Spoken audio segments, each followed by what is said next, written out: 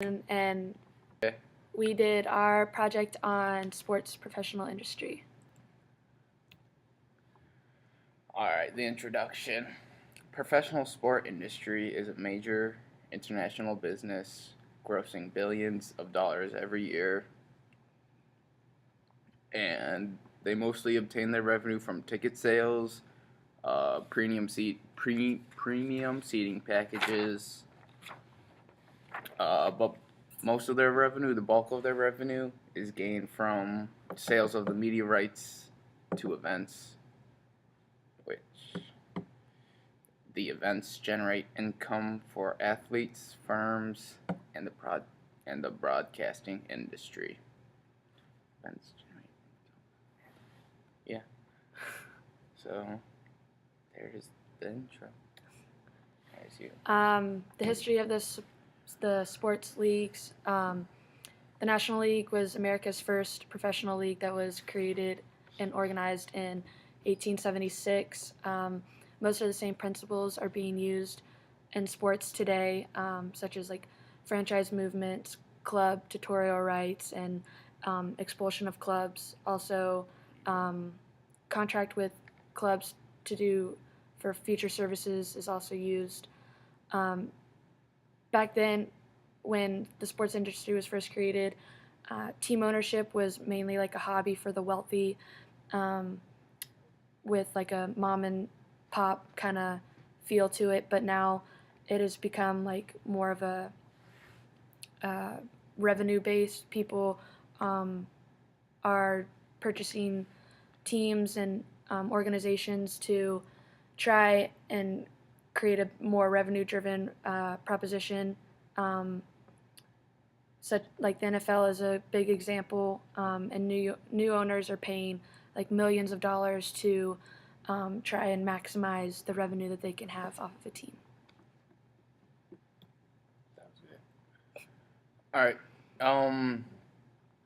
This is a little bit about the history of ownership rules and a little bit about commissioners.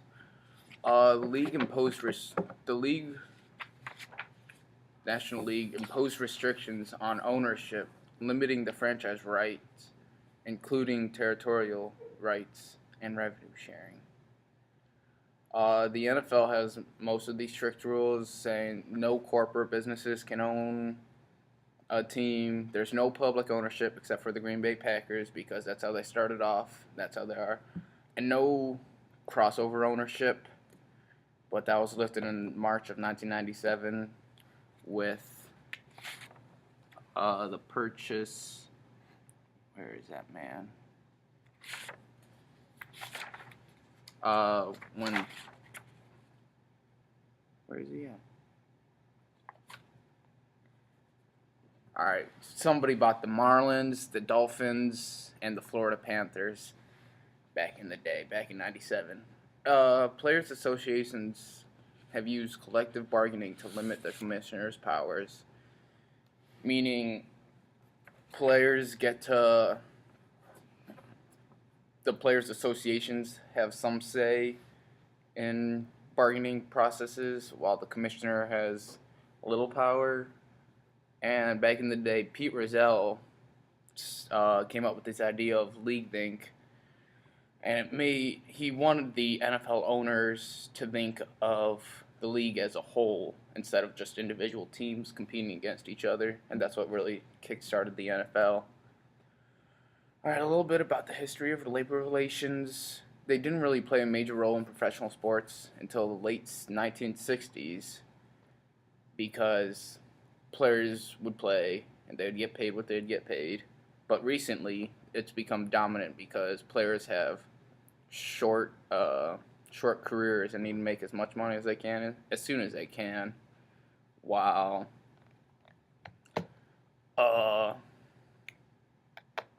the owners and such have limits like salary caps and like salary caps. The player association used to be weak and non-existent, but it has become a countervailing power to the owner's exclusive interests.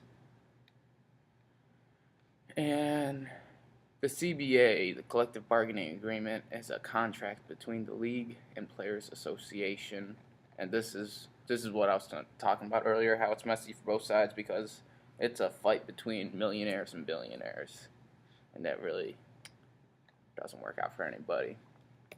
So. And a little more about labor relations is there's an impasse that can result in strikes and lockouts for players and owners, which was an example that just happened recently in basketball and also has been happening in a lot in other sports. Fans and sponsors want to see the big name players like LeBron and Peyton Manning and want to see those players on the field or on the court instead of like the no name replacements that would be put in if such thing were to happen for them to leave the league or go on strike. And through the CBA, unions in professional sports allow the leagues to negotiate with the Players Association.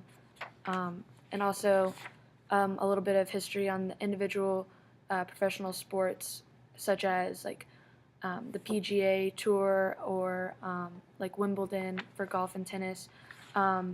These generally exist around a professional tour or event, meets, and matches, like I said, with Wimbledon and the PGA Tour.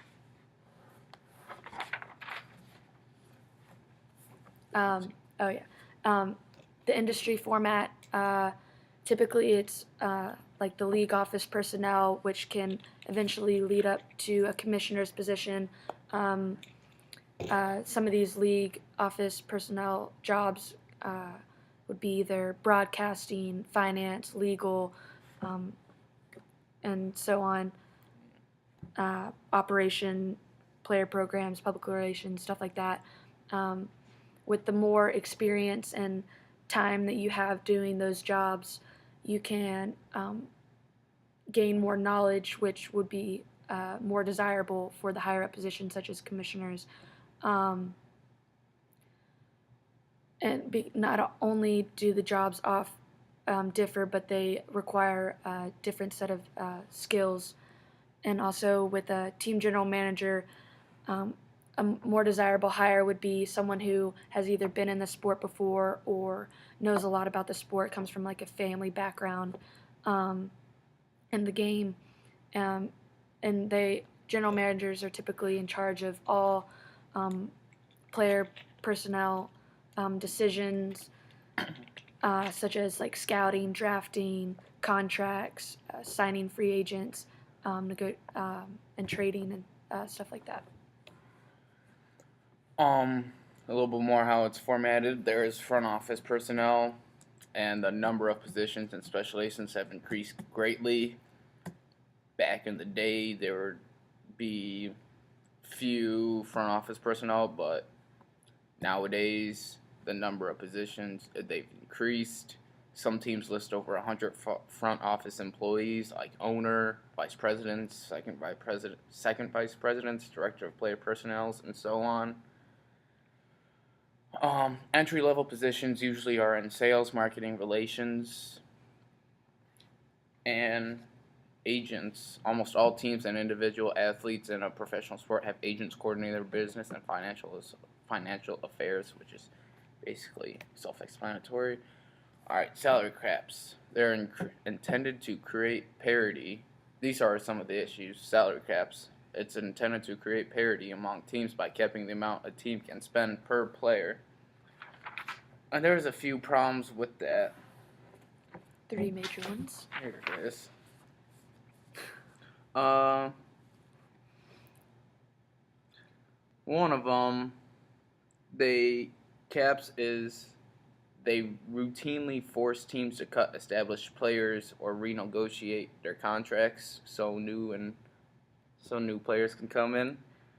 Another problem is that caps provide a team with spending minimums, so low revenue teams are prevented from cutting their payrolls to stay competitive. This affects teams in the NBA like the Milwaukee Bucks because they don't have a bigger base, and it affects the Knicks because they could have a bigger salary cap. And then globalization, like the MLB, they are expanding to Tokyo, Taiwan, and China. NFL is playing now in Europe, and the NBA has also expanded to China, India, and Europe. And their first season, actually in Europe, started in 2010, 2011. These career implications for sports management, for the professional industry, interest me because being an agent for a sports player has always been something I've been interested in for either like baseball or football.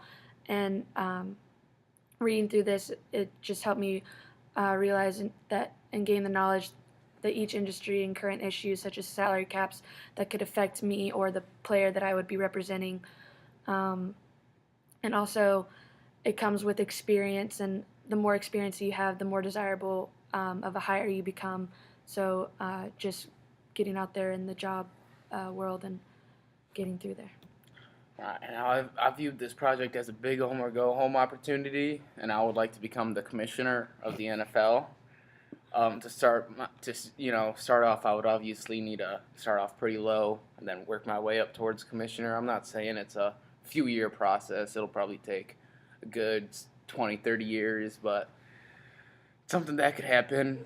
And I could perhaps start off as a league office personnel for the NFL, like maybe somewhere in broadcasting while I learn from the best and gain great experience on the job. And that's it.